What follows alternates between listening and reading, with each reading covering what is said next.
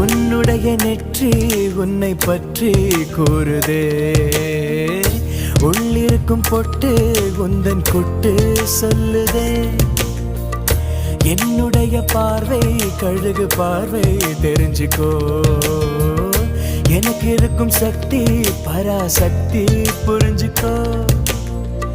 கால் கொலுசு தான் கலக்குது.